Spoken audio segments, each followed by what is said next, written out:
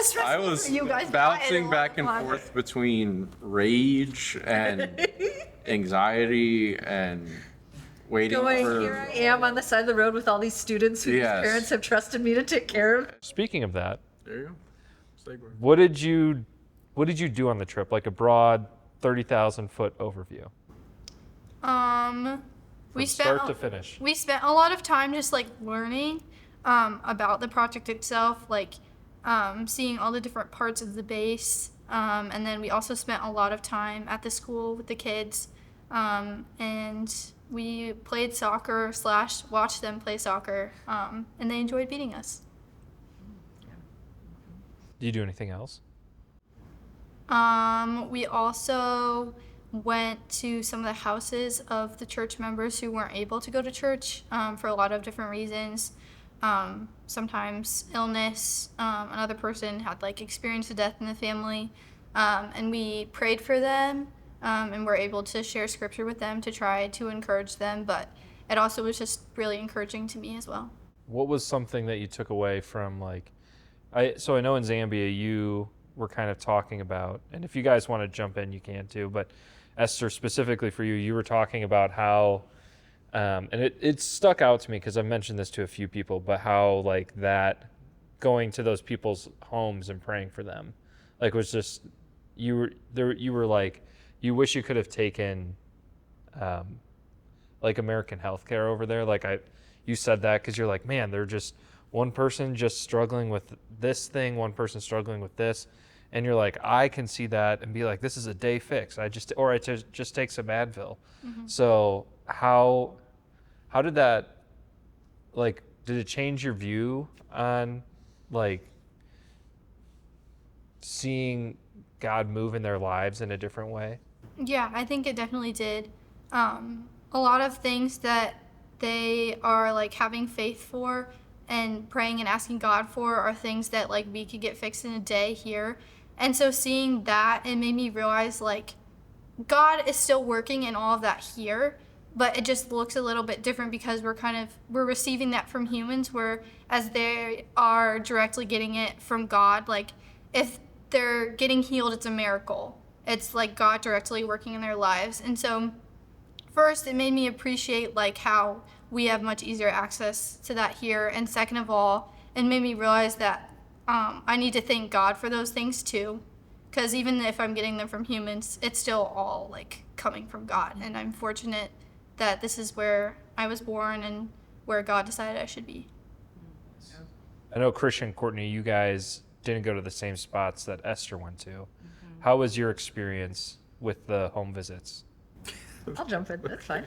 I would say the group I was with, we stuck more to the main parts of town, and it was more going to encourage church members who maybe hadn't been in a couple weeks, or people who are kind of prominent community members that we were wanting to go and just encourage in the job that they might have. And so it was really neat to get to experience kind of day-to-day life in Mongu with some of the people we visited. We went to the ShopRite and got to meet Clement, the store manager, and go into his office and shove a whole bunch of us into this small space and have him welcome us and be able to talk to him about what he does. And then to pray for him, and just how that was just encouraged to do that. I thought that was very unique and pretty cool. But also the homes that we went to, meeting people who are struggling with the same things we are. We met a woman named Leslie who had a child who is at college, and she's worrying about her child at college just like I'm going to worry about my own child at college. And so getting to pray for her and encourage her in that. And so that was more our experience staying in town. But again, it just opened my eyes to the way that God loves his people no matter where they are, and can put us in a place where we can see his goodness the same way we see it back at home. And maybe it does look a little bit different, but people are people everywhere, and they struggle and they go through hard things, and we all need that encouragement and that love. And so that was pretty special for me. Yeah, I would say for my little group that went out, I mean, I don't necessarily want to call it a village per se, but it was like, it was very different than Mongu. Like we went out to this area, and like it was probably 5-10 minutes out of town.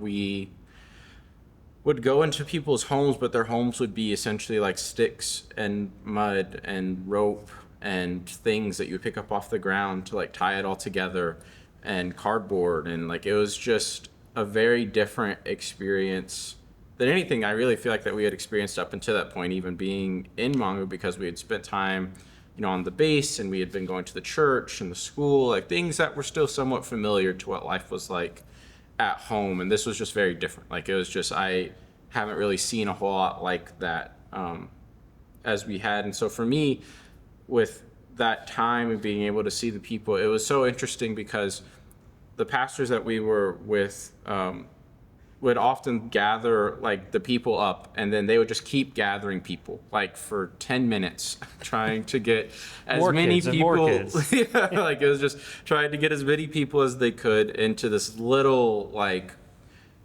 5x5, 10x10 like space where we would end up having, you know, 20 kids all sitting on the ground and like 10 adults just kind of around, just sharing the gospel, sharing different messages from scripture over and over again, 4 or 5 different times in these little areas. And it was just a really eye-opening experience because of the fact that these people, it didn't feel like they felt like they were missing out on anything like in life. It felt like they were very much still living a full life, and that they were satisfied with what the Lord had given them. And that touched my heart a lot. I know like I was with Vanessa and Sarah, and they did a fantastic job kind of being able to share the gospel, to be able to share messages from scripture. And one of the most interesting parts, I guess, for us in that was that we were never directly talking with anyone, because that always had to be translated like by one of the pastors that were there. And so to be able to, for me as the youth pastor, to watch the girls like work in their brain as to what the words that they want to say, how they want to say things, and to see that develop over the course of an hour or two, to the point where at the end I felt like we could have kept going, like we could have kept really working at it and getting somewhere with it. And so I was really pleased with how it went, and I felt like there was much to be gained from that experience. How, I asked Connor this question, but how was it like sharing the gospel or sharing anything with an interpreter? Because that's something that, I mean, we're all speaking English. We're not necessarily having an interpreter. But how was that like? Was it difficult? Was it hard? For me, I tried to really use similar language over and over again so that I could make the natural pace of the conversation work. But I also tried to use just a sense of repetition so that people, my hope was that over the course of a 5-10 minute conversation, they would start to pick up on the sounds that I'm saying, and then they would relate that. So like I use like Bible a lot, or I use church a lot, just very general language, so that it would be easy for the interpreters to pick up, which they did a great job. Like they didn't need my help with that, but they did a great job, and I felt confident in, at least from my perspective, I felt confident in how that process worked. Was it like one sentence at a time, or are you doing a couple sentences? When I was speaking primarily to the little kids, I would typically do one sentence at a time, just so that I knew that they were hearing everything that I said. But if it was with adults, or if it was with the whole group, then I would probably I would do like concept by concept. So just probably 2 to 3 sentences, whatever I needed to say in that section before I did the next thing. And honestly, it helped me kind of formulate what was the next thing I was going to say while the Because there was like a interpreter was pause sharing. while they're interpreting. Okay. Yeah. Yeah, I was so grateful for the team on base in Mongu, the Zambia project team. They trained us beforehand, which was so helpful, and showed us exactly how they teach the gospel to people. And we were able to then practice with an interpreter. And I think that was just such a great tool.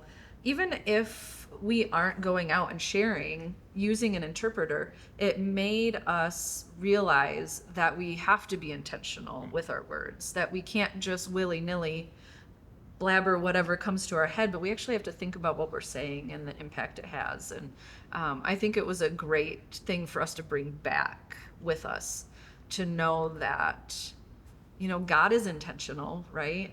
He intentionally placed all of us on this trip, and we also need to be intentional with our words and how we speak about God and our experience with God. And so I was very grateful for the team and a lot of the things that they taught us. Yeah, I would agree with that. I think that whole training with like how to teach the gospel and how to relate it to them, it definitely gave me some things to think about, as far as like, I know what the important elements of the gospel are if I'm sharing it with somebody else, but a more simple way to say that, a more concise way to say that, and then also they really emphasize like how you can relate it to your audience. And like the story that they told us was really great for the Zambian people, because that's how they understand life. And then I came back and I was like, okay, I really need to think about that. Like, how can I relate the gospel to people in America in a different way or a better way? Would you like to ask the second question? What was your favorite part about the Zambia trip? That's hard, but there are so many things I could say. But probably my favorite part was the overnight with the 8th grade girls. I just loved getting to know them, and they all mostly spoke English, and so I really got to speak to them.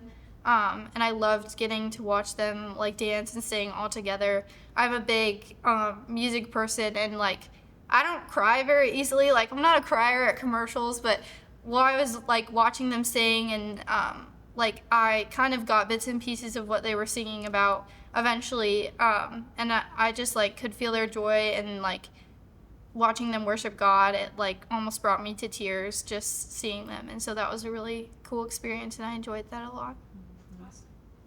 Can you tell us a little bit more about what the overnight is for?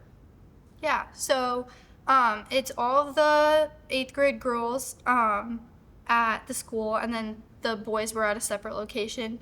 And their goal was to just set them up for success, to live like their young adulthood and high school years well. And so there were a lot of speakers as well as fun.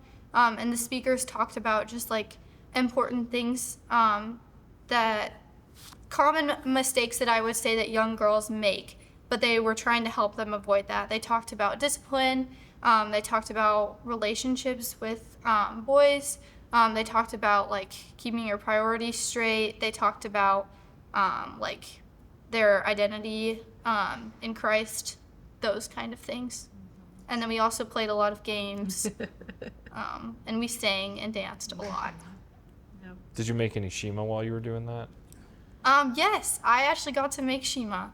It's a lot harder than it looks, because like you look at it and you think it's just the texture of mashed potatoes, and it's not. It's very sticky, and like you start out and it's like liquid in a pot, and then it just gets thicker and thicker and thicker and harder to stir.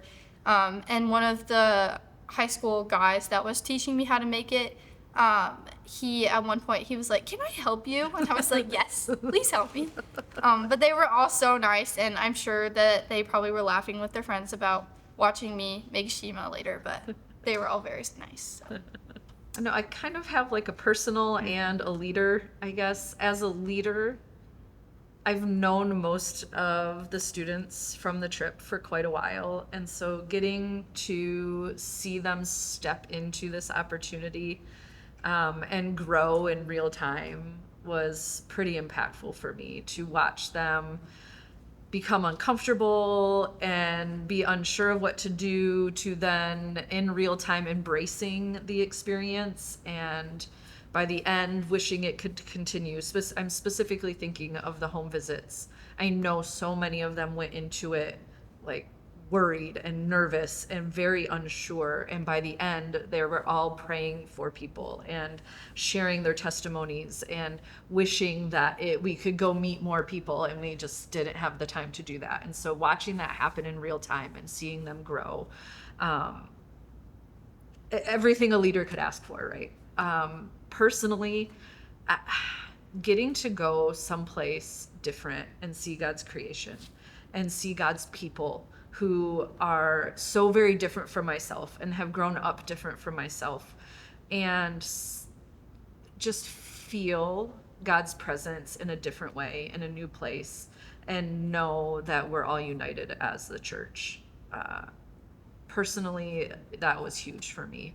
I've said this to several people as I've talked about the trip, but like I feel like a part of my heart is still there. Like I left a part of my heart there because God is there and his people are there. And so that personally was probably the highlight for me.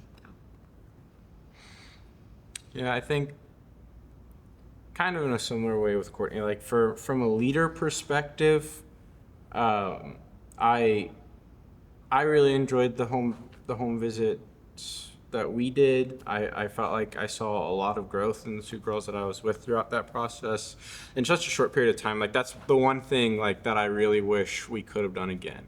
And so it's a very applicable thing. So all the work that we did leading up to the trip, the work that we did once we actually got there, like all of it kind of culminated into that like 2-hour period of time. And so I just really wish we could have got to do that again. And then, I really enjoyed our Sunday afternoon, evening, like in general, like being able to play the soccer with the guys, to watch the kids play soccer, to watch them play volleyball, to see all of the tiny humans up on the side, just having fun with the girls and with Courtney and with Ariel. And it just felt like we were a part of their community for a little bit. And that was really special. And then that evening when we went back up there and to look at the stars and just not be able to recognize the stars, I think was a very special like experience that I've never had before. That was fun because some of the guys were like, okay, where's the Big Dipper? And you're like, there's no Big Dipper. We're in the wrong hemisphere right now. It's the winter solstice. So. Yeah. And so to be able to kind of go up there and I don't know, there was just something about that where like I knew we were in a different place. I knew we were in a different part of the world, but that was really the first time that I don't know how, but that was the first time I like clicked in my brain, like how far away from home like I was and how unique of an experience like it actually was to be able to be there. And there's no guarantee to be able, like for me personally, to be able to go back and do that again. And so it makes me want to tell like other people to go and to just see that by itself, like it's its own special thing.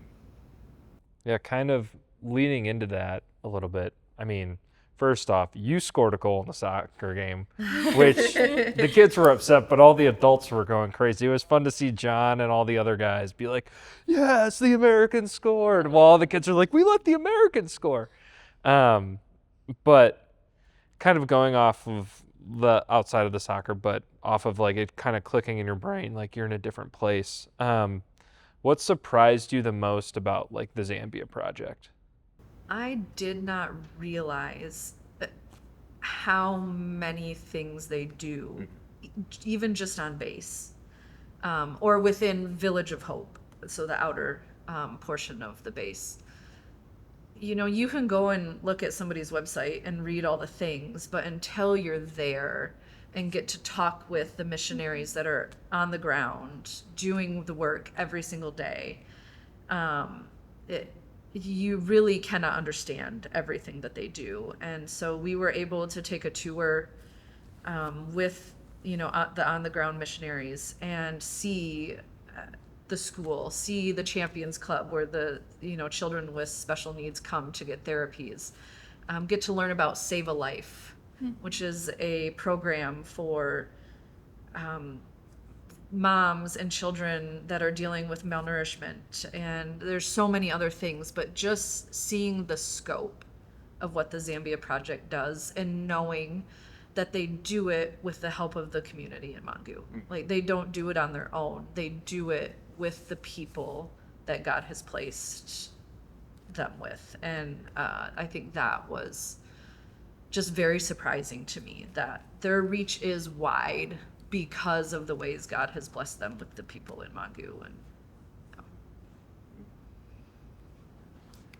I think, like, going into it, I knew that, like, their goal was to have, like, people from Zambia, like, as leaders and doing the work because they can relate to people from their own culture. But I guess I didn't realize, like, how many, I guess they called them ministry leaders, but I guess they would kind of be pastors, like, how many people that they already had there that were so strong in their faith and that were doing the work. And so that was really cool to get to meet all of those people too, because I wasn't expecting that many people. And what's crazy about that is that was just a handful. There was more that were out in the bush, I know, and there was a guy that I know was there the last time I was there that he was out doing something else, so he was not around at all.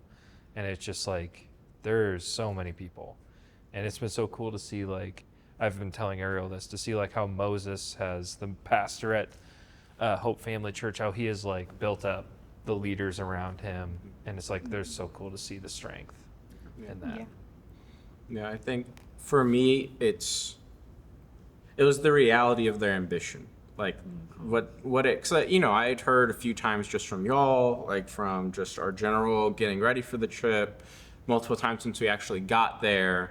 Like, I remember sitting at dinner when we were in Livingstone, like that first night, right after I had met Petrie and Walter, and like hearing that phrase that I heard so many times throughout our week there, but just to plant, a life-giving church within walking distance of every village in Western Zambia. You hear that and you're like, okay, like, yeah, like that, like, I can see that, because I think I was still stuck in like America, like mind in it. Like, I'm used to there being a church, you turn right 2 times on the street and there's another church. Like, I'm so used to that. And so that sounded like a completely reasonable goal. Like, I totally get that. Sounds great. I'm sure it'd be fantastic. But to actually see how much that would actually take, like, just in the traversing that we did to get from Livingstone to Our Mongu. African massage, yes. Like, even just within Mongu, like how much distance we covered just within that one city, like to know how much work that's actually going to take to make that happen, to know how many people you're going to need to actually make that happen, to know how much God is going to have to move for that to realistically take place and to sustain itself. It's just incredible. And the fact is that the Lord is working, like, it is happening.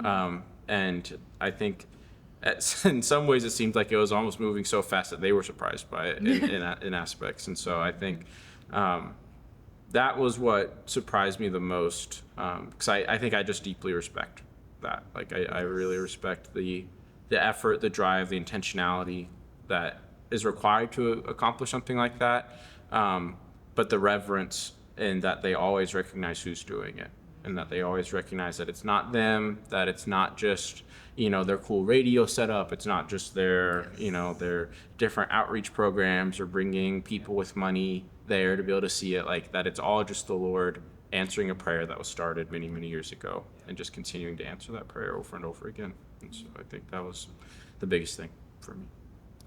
Another thing that was crazy to me is what walking distance is to Zambians. Yes. Like, for example, with the Save a Life, like the clinic, they were talking about how some people walk like 6 hours with their kids on their back just to go get food for their kids. And then also people are willing to walk very far for churches too. And so that was a very crazy thing, because we don't have to walk 6 hours to get anywhere. Absolutely.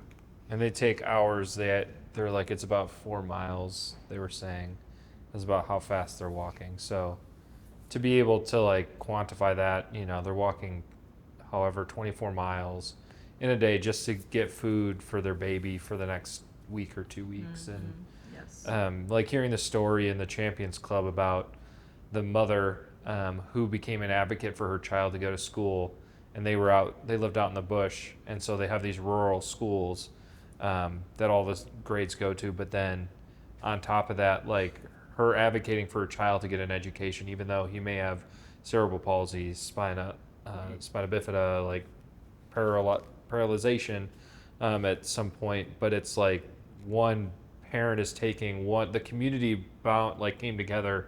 One parent took the kid for the whole day, stayed at the school, took the kid back. The next day was a different person, an uncle, a brother, or an older relative would take the student. I'm like, that was so cool to hear that story and see that story as well.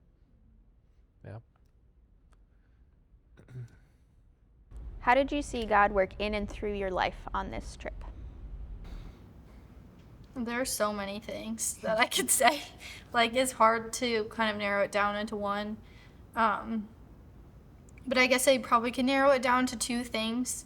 I think the first one is kind of what I mentioned earlier, just like the fact that I need to recognize God in like the everyday things and the things that I would just be like, oh, like it's fine. Like I don't need to thank God for that, or I don't need to pray about that because that's just already taken care of.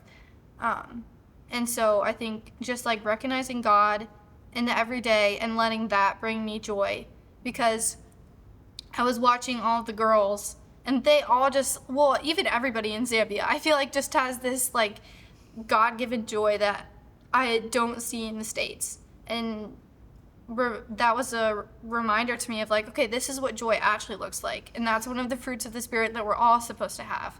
And so that's something that I brought back with me and I felt like God was working on in my heart. And then also like when we went to go do the house visits, I really got to talk to Valdu a lot. And he was talking about how for Zambians, like everything is spiritual to them. Like if you get sick, that's spiritual. And so that's another thing too of like God is working in everything. And so to them, it's either like witchcraft and demons or it's God. And he was talking a lot about the influence of like demons and witchcraft on their life. And we don't really see that very often. So I'm like, oh, wow, that's crazy.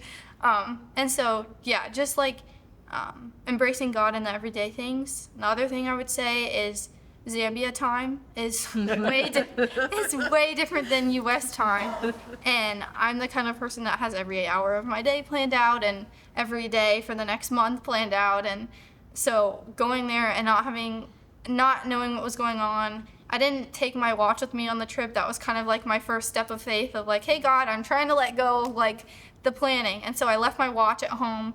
I left my phone in my room pretty much every day.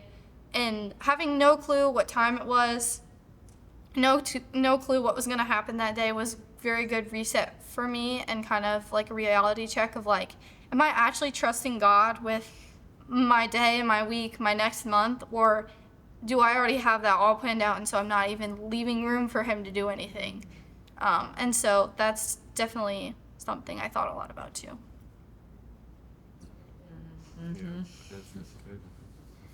Yeah, I think in my life, again, going back to what I was just saying regarding the ambition that they have, just reminder that my ambition needs to ultimately be to the glory of the Lord. Like that is something that just kept smacking me like in the face over and over and over again throughout the trip, that I am where I'm supposed to be, like in that time, in that place. I continue to be where God would have me to be in this time and in this place. That was just something that was very apparent to me, and it's just over and over again, just from, what Jesus said, to seek the kingdom of God, and all of these things will be added to you if you do that first. And so I think that's just something that really stuck with me throughout that continues to stick with me today. And then through my life, just the unique opportunity to explain what it's like to Zambians, particularly Zambian children, to be an African American was. So where are you from, though? Yeah, like that was just such a. I've never had that experience before. Like to be like to interact with people who don't know what it's actually like to be that share the similar same skin color as me. And so that was just such like over and over again. Like it could be with adult men, it could be with adult women, like even more usually with the kids, like trying to deduce where my family's from in Africa, trying to deduce where, like, how do I fit into the equation with a group of people that don't look like me, like trying to figure out what my role is, what my job is, all of those things. And just, I think there's a lot of innocence, like, in those questions that, a lot of ways of just looking at people as people that I think is something that I wish I interacted with more, like here, and something that I can do better in my own life. And I think it hit me definitely on the day where we did the home visits, but also when we toured and met a lot of the ministry partners at Hope Family. Just the ease of people talking about God and talking about their faith while we were there is something that I've lost as I've aged and grown and gotten more deep into adulthood and parenting. And, it's easy for me to talk about it with the people I'm comfortable with, my family and my friends, but that's not who I'm called to teach who Jesus is. And so I think God was definitely working in my heart and trying to help me realize that I am called to have those conversations with the people I work with the people I engage with, when I go to get Chick-fil-A or, I don't get coffee, but if I were getting coffee, that I need to be comfortable talking about him in my everyday life. And I've gone through seasons where it's easier to do that, but this was very convicting to come home and wonder why it was so easy for somebody else and why I struggle with it. And I do know a lot of it is the American culture of that we live in, that people tend to believe your personal view of what is right and wrong is your personal view, and I shouldn't be stepping on that. But God is what is right and wrong in the whole of the universe, and he is what is truth, and he is what people need, and I should not be afraid to say that. And that is definitely how he's still working in my life since coming home. Yeah. All those are really cool. It was cool to hear the guys talk about it too. Before that, I know Courtney and Ariel were standing in, but it was like, they were just like, oh man. Like, I think one of them was talking about, like just being more open, like they, towards everyone, and being more, because they're like, we were silent, we're usually quiet, and we're now, like, we were more open in Zambia, and we're like, we could be that here too, which is cool. So, yeah. What was your biggest challenge on the trip? Cracking my head open at 2:00 in the morning. Yeah. In the middle of a rainstorm in June in Africa. No, I'm teasing. That never happens in here. Yeah. Oh, gosh.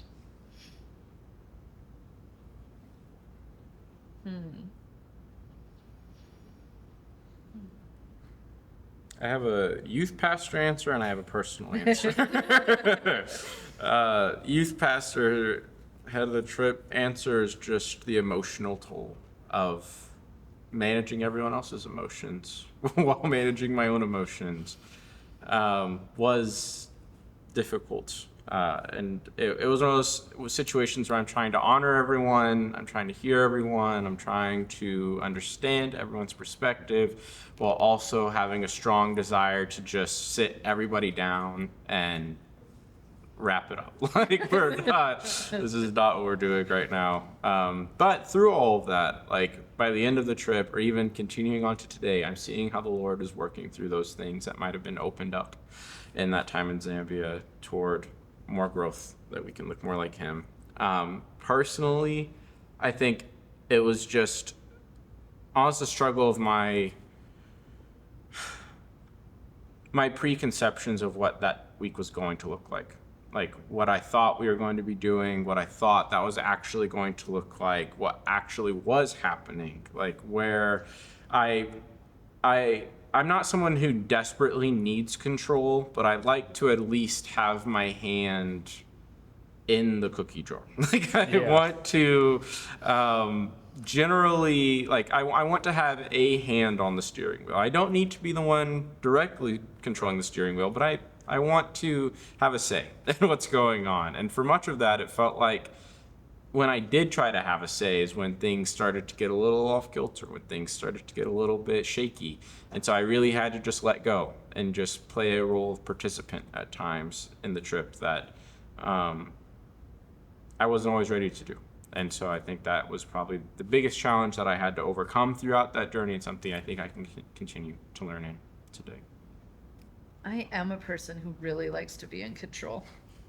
I like a good schedule. I like to be the person who dictates how things are going to go because I'm the one who knows how to do it right. And that's just who I am.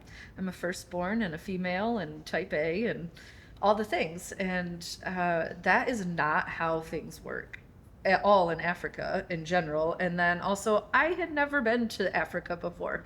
And so letting the reins go for the people who have been there, for the people who live there and do this work every single day, that was hard for me, but I actually learned to really love it and to just live for whatever God presented us that day and do whatever he presented us.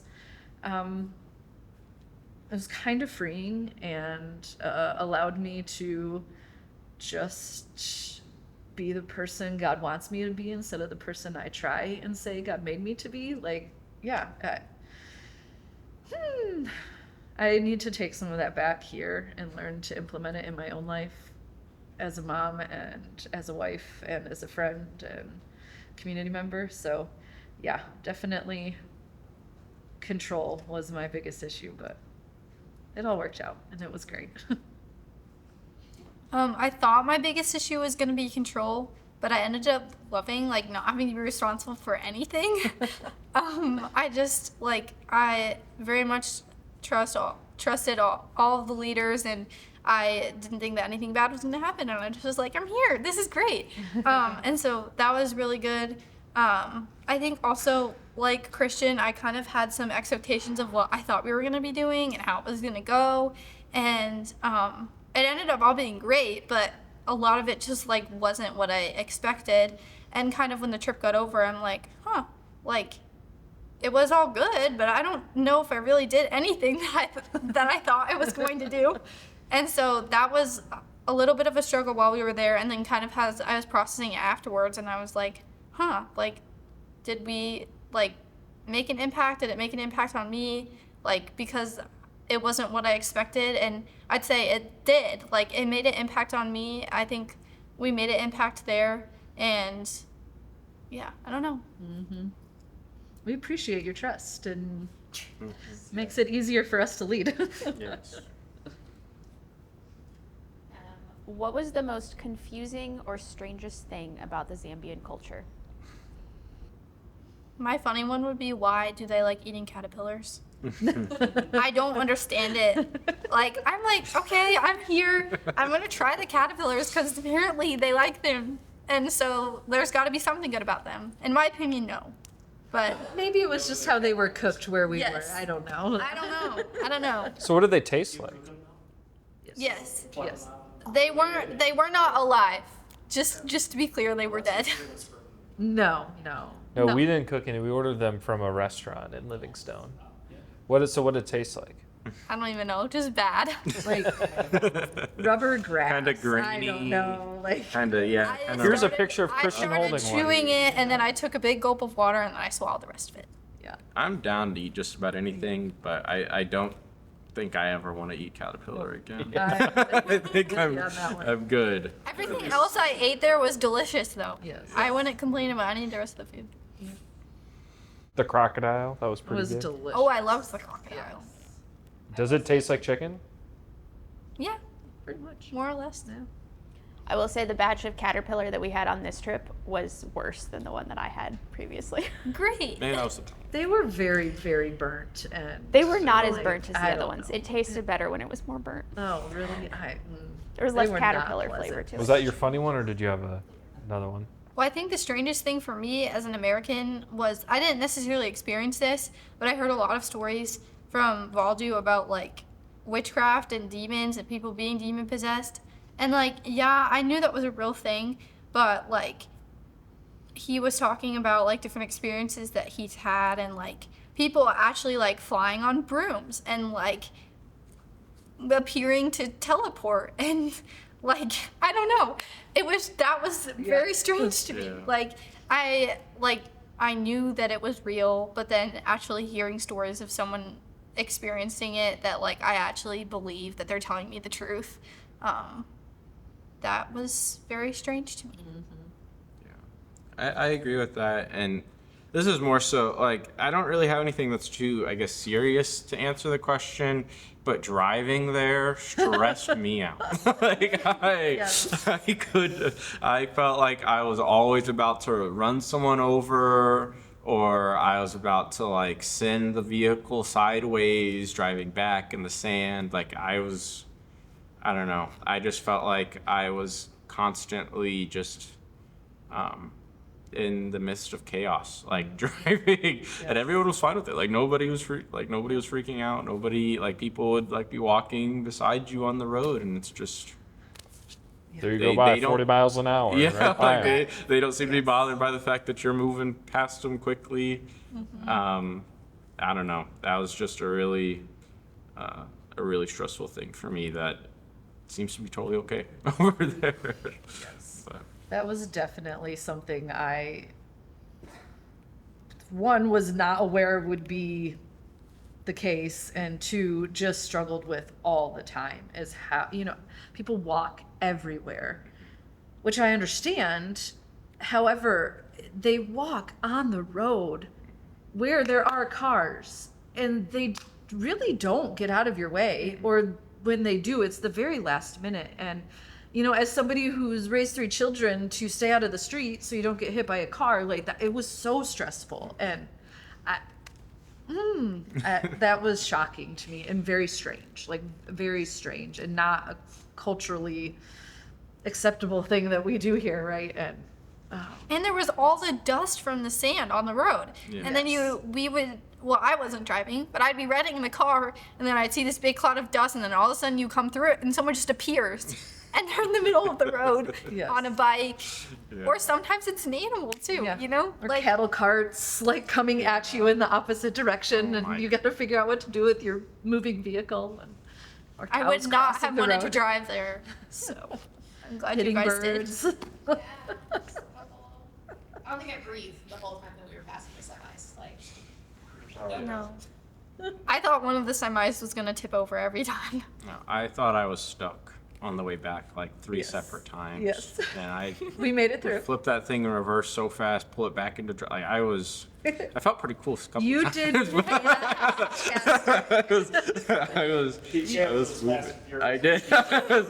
Full just fury road. Just like that. think, like, I was You guys bouncing died back and a lot. forth between rage and anxiety and waiting going, for. here I am on the side of the road with all these students whose Yes. parents have trusted me to take care of.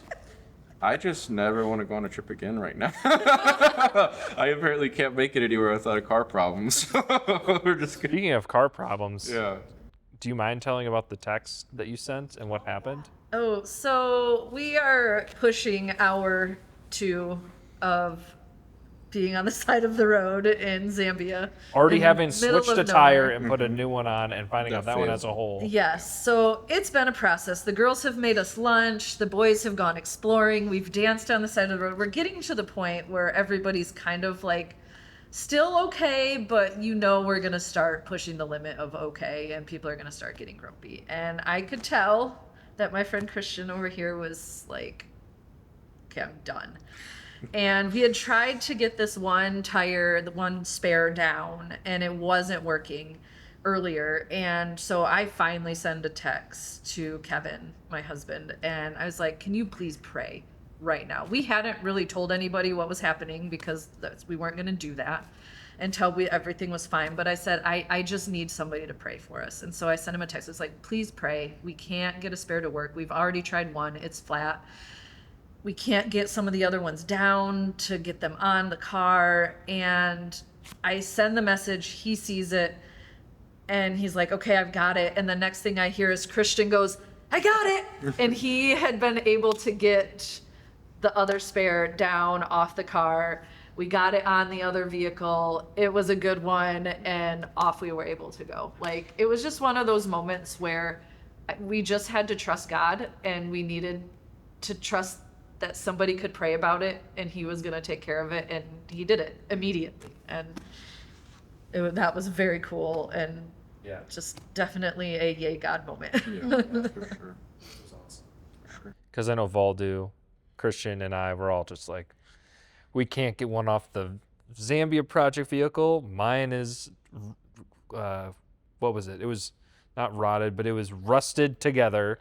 So when we got to Mongu, we had to cut it off, cut the chain. But it was just like, we were just like, we don't know what's going to happen.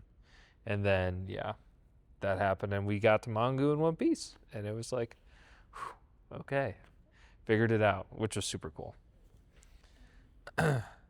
Besides all that, what would you say to someone who is unsure about going on a mission trip?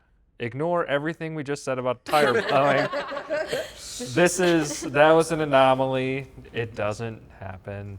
But you know what? But it Bonding could. happened on the side of the road in good things came out Zambia. of Like, We had so much fun. God somehow helped us to all entertain each other. Yeah. We had some good conversations. Yep. I would say just do it, because like, if God's provided that opportunity to you and has given you the ability to go, it's gonna be great. Like, you might have no clue what's gonna happen, but God's got a plan if he's presented that opportunity to you. So just do it. It might be scary, you might have no clue what's gonna happen, but it's gonna be worth it. you may or may not be surprised to know Caden said the same thing. Yeah. Like exactly the same words. Exactly the same. I was like, okay, did they talk to each other? But we never showed them the question. We didn't show We them the shouldn't be questions. surprised. I would say throughout the biblical narrative and continuing on through history, all it takes is a single act of obedience for the Lord to do powerful things. And so if you're feeling worried about it, or if you're feeling like you aren't sure, just take one step and see what the Lord does from there. There's a lot of different ways, and there's a lot of different kinds of mission trips. Like, not everything requires you to go halfway around the world. There's a lot of mission works that can be done just in your own community. But to be able to start somewhere, like, it is part of our calling as believers to tell the world about the gospel of Jesus Christ, and the world includes your local community, and it also includes people across the world. And so start somewhere and just see where the Lord takes you from there. Yeah, I would echo both of them. We are to be on mission for the Lord, and that can be anywhere. I think sometimes it takes courage to step out and do work within your own community. But as far as traveling to do mission work, obviously not everyone is called to do that full time, but we are given so many opportunities to meet other people within God's kingdom. And we're very fortunate that we belong to a church that sees the importance of that, and I'm really grateful for the opportunities that New Cove gives us. But I would say, don't say no because you're scared, because God will meet you wherever you're at, and whatever worry it is, whatever anxiety you're dealing with in regards to going on mission. Don't say no because you're scared. Say yes, because God will give you what you need. He always does. And, he feeds the birds, he clothes the lilies. and he cares about you more than both of those things. So say yes when presented an opportunity from God, and just be open to how he's going to use you, because he will every time. I could have done all the preparing possible to go to Africa, but I don't know what it's like to be in Africa. And so to just allow myself that freedom of not knowing and being okay with that, I think would have helped just some of my personal, I don't want to call them fears. I was not afraid at all to go, but just help some of my maybe anxieties beforehand to just, it's okay to not know what you don't know. And there's freedom in that as well. So. I know, like, I knew going into it there was going to be jet lag and I was going to be tired, but I think I probably would have liked to know, like, you're gonna be more tired than you think, and just prepare yourself for that ahead of time. It was still fine, like, nothing bad happened because I was super tired, but I think just that extra reminder of, like, you're gonna be more tired and more exhausted than you think. I think for me, the biggest thing would have been to try to get to know people more. I feel like a big issue that I had throughout the trip was being surprised by people's actions, which I guess ultimately comes down to my control aspect of it. But I do wish I could have had more opportunity to do that. And I think just in general, like, we did a good job. Like, I feel good about the meetings that we had and all of those things, the accountability to, like, go to youth group on Wednesday nights and stuff like that. But I still think there could have maybe been more opportunities for us to just see each other more casually, see each other more tired, like, to be able to have those experiences as a group where we're able to kind of have a better glimpse so that we know, hey, this person's just tired. Like, hey, this person just needs a little bit of space. Hey, this, like, I feel like that could have maybe resolved some things before they happened. But I also think I wish I would have been able to more clearly go into the trip ready to pour out. Like, I think that was a big piece of it for me, was that I think part of my expectation was to go there and to kind of be poured into some, and that just rarely happened. And so, like, having to shift through that process to intentionally make time, like, for just me to be able to read the Bible and spend time with the Lord, like, for a significant period of time, where that is my pouring in, like, that is my refilling my cup, because every other waking moment of my day is going out. And so I think that's something I wish, if I had to do it again, I know I would do differently. Or if I got the chance to do it again, is probably a better way to phrase that. What's something, this is kind of similar to the last one, but what's something you wish you would have known before the trip? Whether it would have been like, did us as leaders not say something, Esther, that you wish you're like, oh, looking back now, like, it would have been cool if you guys had known this, or it's something for the future, like, it'd be cool that if this trip happened again, you know, it'd be cool that these students know this going into it beforehand. Or as leaders, like, is there something Ariel and I, like, maybe didn't mention or forgot to mention that you're like, oh, this is something good? Or the same thing, like, if there was something you guys saw, you're like, oh, this would be cool to know, that knowing this now, having been on this trip, if we knew this beforehand, if it's a minor thing. I mean, again, it's kind of like the same one. I think for me, I didn't realize how much time that we would spend traveling versus how much time we would actually spend in Mongu. I think I kind of had the expectation that it would be a little longer than it was. And we still made the most of it for the time that we were there. But I think leaving, I was like, oh, I feel like I could have stayed here longer, or I wish we would have stayed longer. But I understand, like, with the travel, that isn't always possible. Yeah, I definitely would have loved to have stayed in Mongu longer, for sure. I think not that we could have prepared ourselves for this, but after going, I think something that for future trips I would like to prepare people for is how to ask questions. I did not realize how available the ministry partners and the missionaries on the ground would be to us. And so I came back wishing there were more questions that I asked and thinking about things that I would have loved to have known or found out, but we were already gone. And so I think that's something I would like to implement or speak into for people that go in the future is you can ask so many questions, and everyone we met wanted to share with us, and they were willing to share wisdom and information.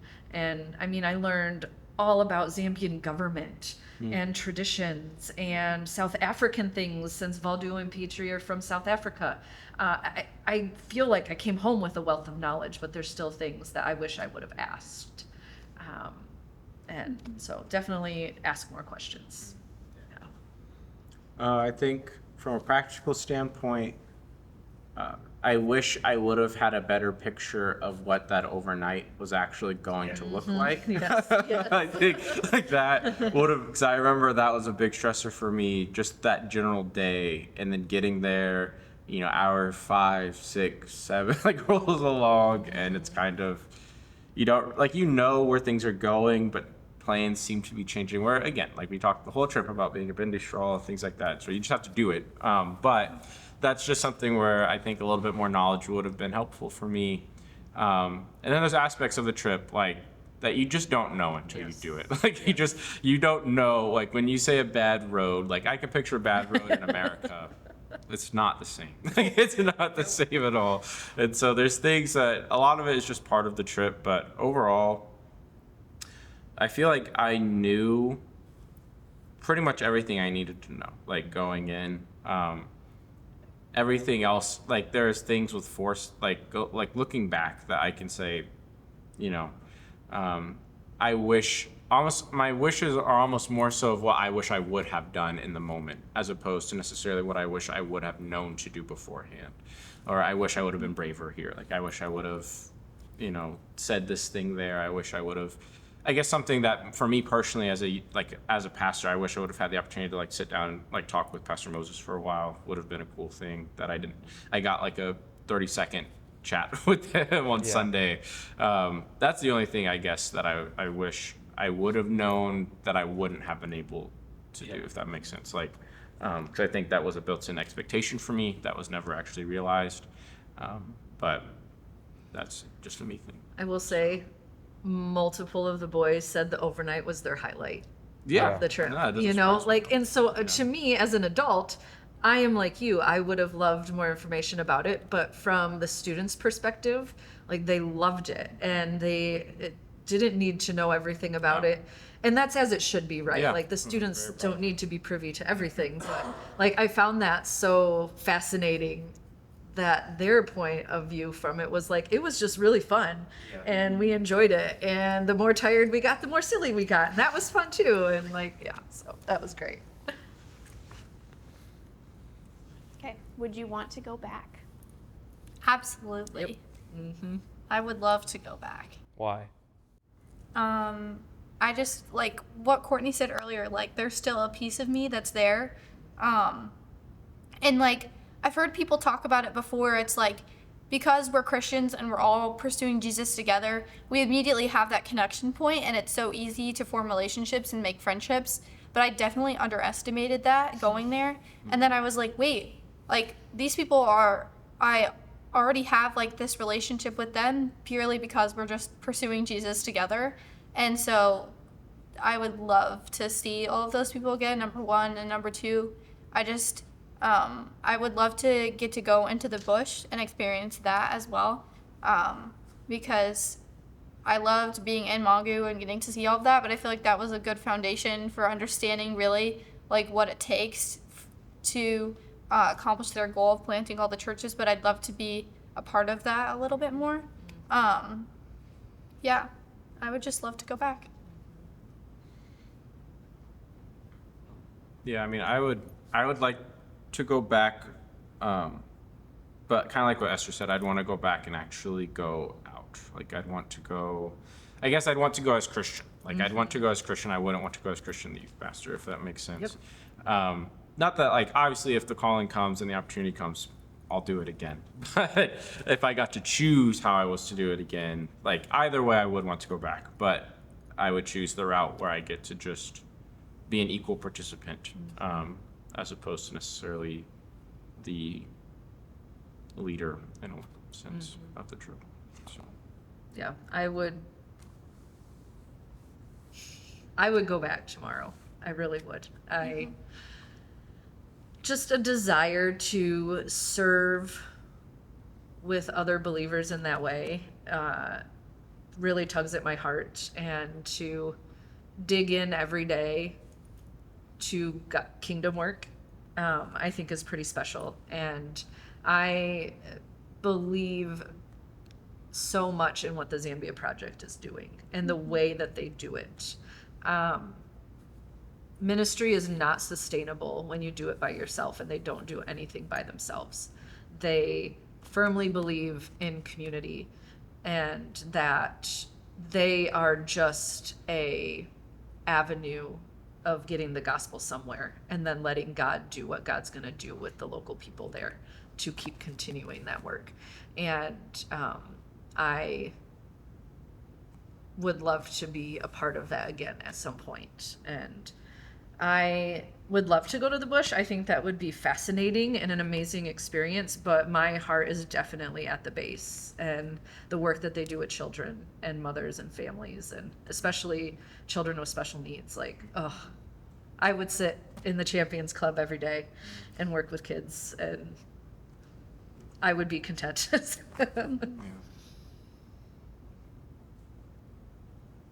All right, last one, sort of.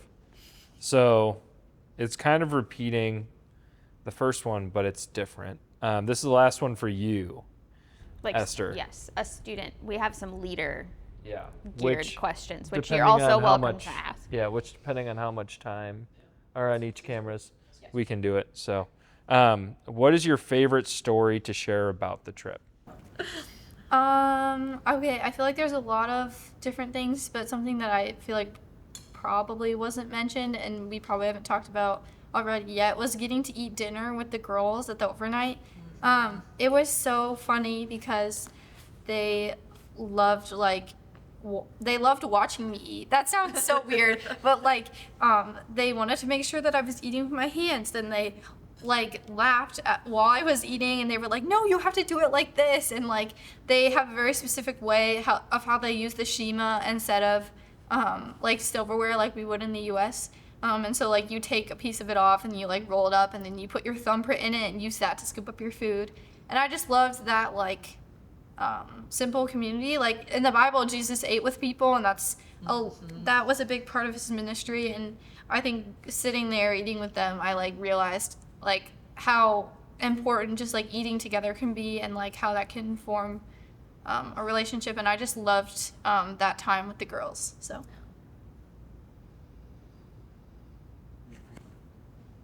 I know it probably sounds silly, but when I did crack my head, knowing that, one, nobody panicked. Should we have panicked? I don't know, maybe. One,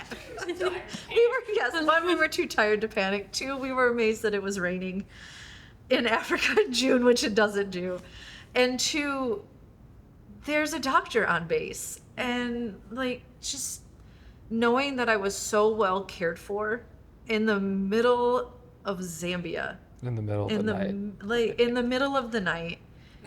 And that Dr. Sam and Clarissa dropped everything they were doing or woke up from the sleep that they were having to come and care for me in Ariel and my chalet.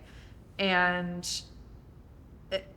it was incredible to me. And we share it because, honestly, that was, aside from our tire incident, the one hiccup, physical hiccup that happened in our trip. None of the students got sick. Mm-hmm. Nobody got injured. It was amazing to watch God's hand protect us. And he did it even then. And I ended up with 2 staples in my head. And yet Dr. Sam was worried about me going home and having to pay to get them removed. And just the level of care that the team on the ground has for the people who come and visit and do short-term stays with them. We really were treated like family. And I don't even have the words to say how that then made ministry easy. Like, they made mission and ministry easy because they cared about us, and they cared to train us, they cared to share life with us, they cared to eat with us. That was pretty special. And it's just a good story to say I got staples in my head at 3 a.m. in Africa. So Yeah.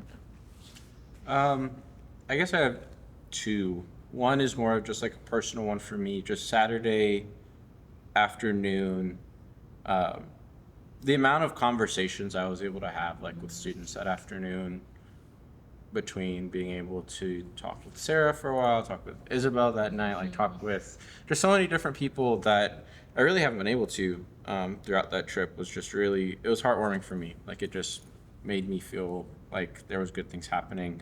And then on top of that, like Sunday morning, I guess, is my primary one that I love to share. Like, taking the students to the church, them handling themselves well throughout that church service, which is very different than it is at home. But then to be able to watch them kind of branch out on their own, and to talk with people that they had met, like, over that time period, to be able to continue conversations, like where I saw real relationships were being formed throughout the process of this trip. That was kind of the first time that I was like, man, like, I really wish we had another couple of days, because I think there was a lot more that still could have been done. Because it showed me that they were learning. Like, it showed me that they were, just as much as they were there to serve, that they were being served, and that they were able to recognize that fact, and to be able to understand like what a Christian community looks like somewhere else, and to honor what that looks like, I think was really cool for me. So. Okay, these are our leader questions, but the first one, Esther, if you want to give a student perspective, you are welcome to. Okay, what was it like taking students on an international trip like this?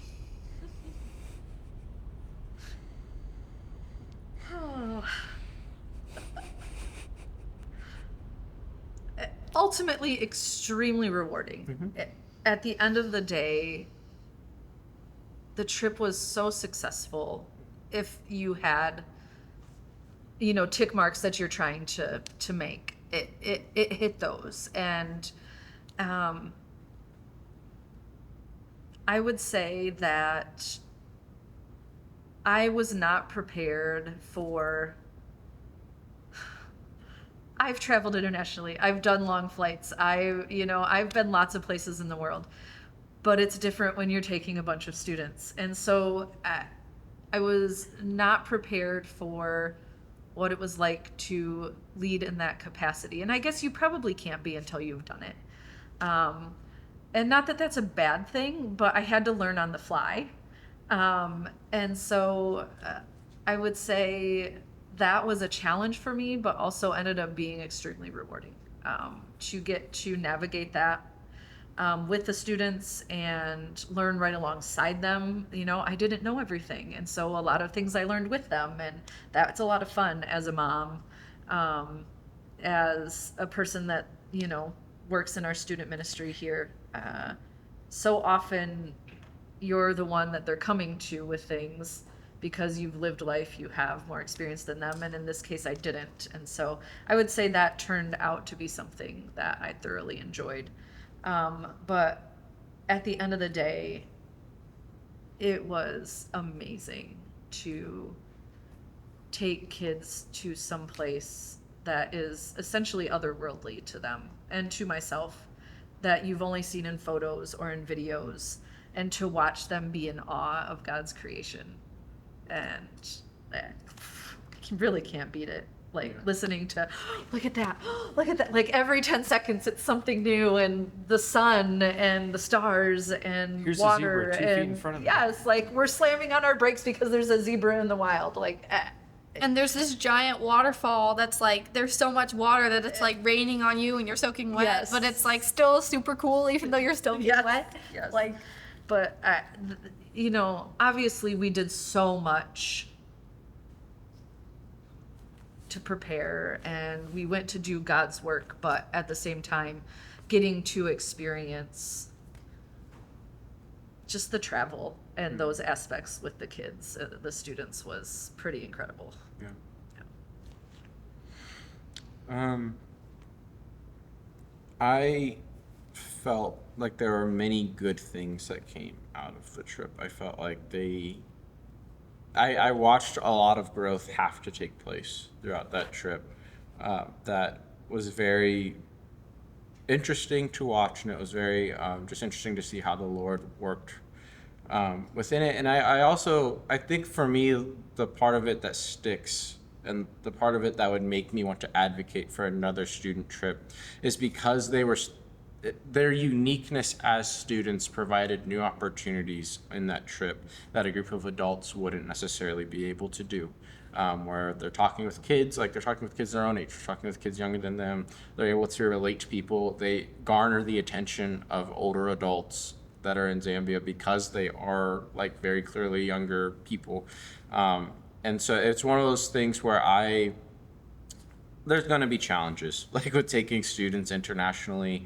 People are going to get tired, people are going to get snappy, people are going to get,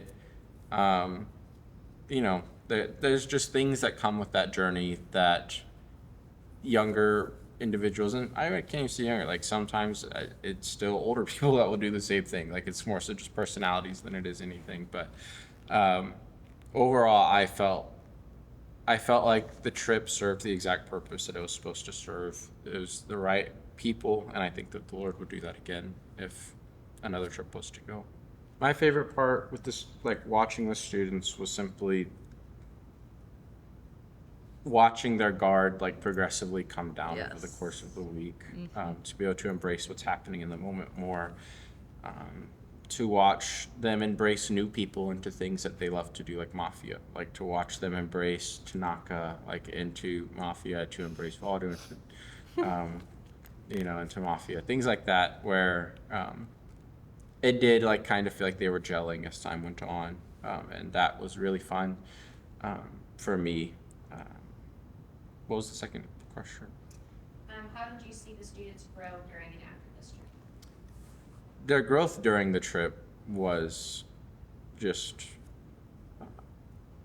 eye-opening. Like they just continue to allow themselves to be pushed in new ways. Like they continue to have a good spirit, like throughout that process, to be able to lift each other up when we're having to go through TSA for the third time in South Africa, the third time in 3 hours, for like to have to continue to just work through all of these different issues, to build each other up, to build even the leaders up throughout that time, like was huge, and it was needed. Growth after, if I'm honest, I haven't been able to spend much time with pretty much anybody that was on this trip since. And so I think there will be things that I see, because there are also just a lot of them have graduated now. Like a lot of them, like Esther, like I'm not necessarily going to have a direct relationship with all the time, but I think it's one of those things where I hope that their experiences on this trip will help them be who they're called to be in their next place, and in their next situation. And I'm just proud of the fact that I got the chance to spend this time and this experience with them.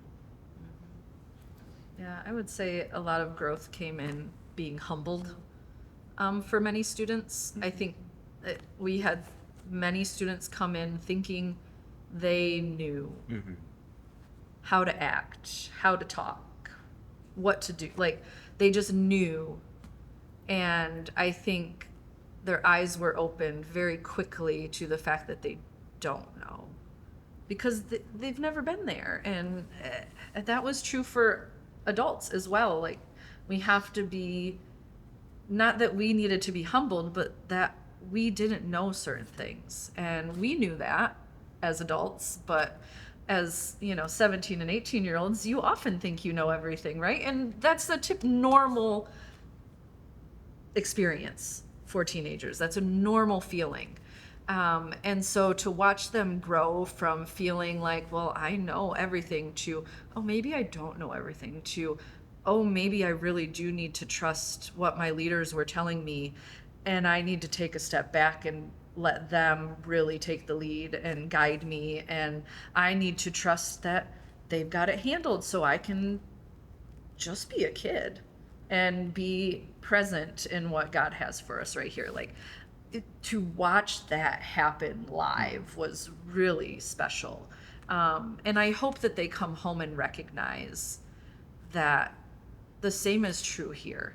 You don't know everything.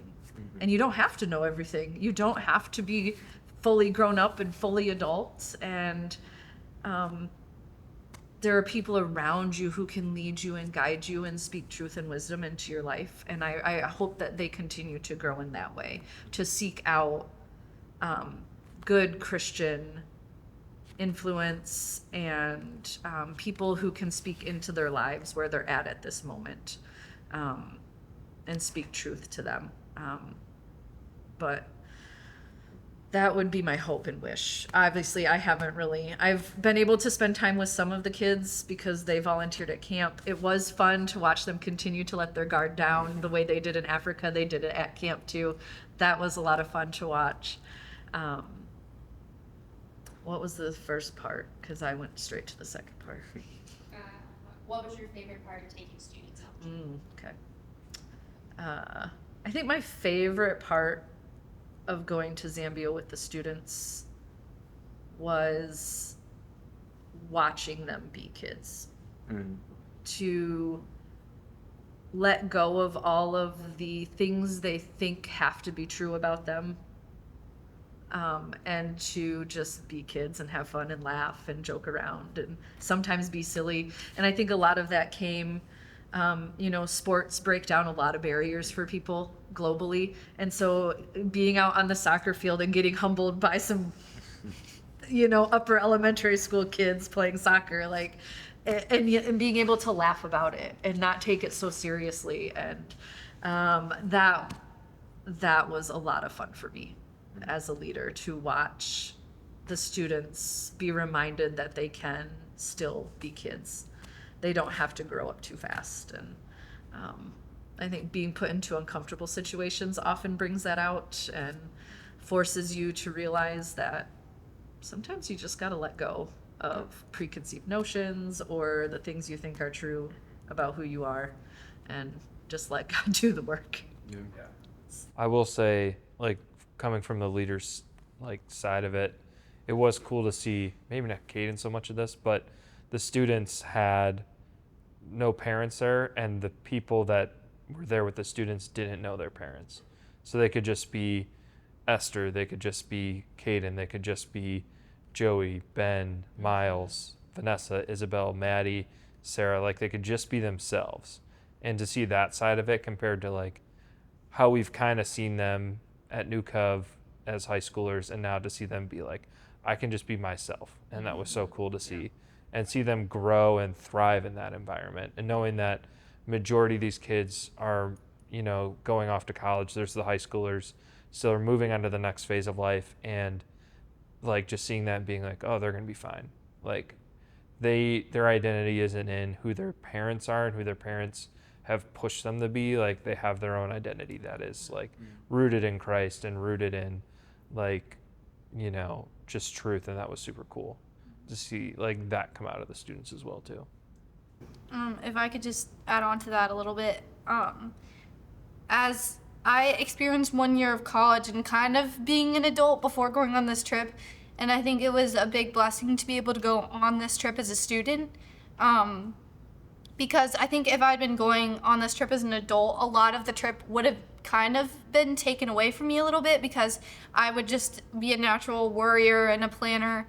And just getting to go on the trip and experience it and just be able to soak it all in was a really big blessing to me. And so I'd say it's very valuable to get to go out of the country on a missions trip for the first time as a student, even if you're planning on going again as an adult, just to experience all the newness of that for the first time, Because then when you go the second time as an adult and you're a little bit more responsible for yourself, you kind of know what you're doing a little bit.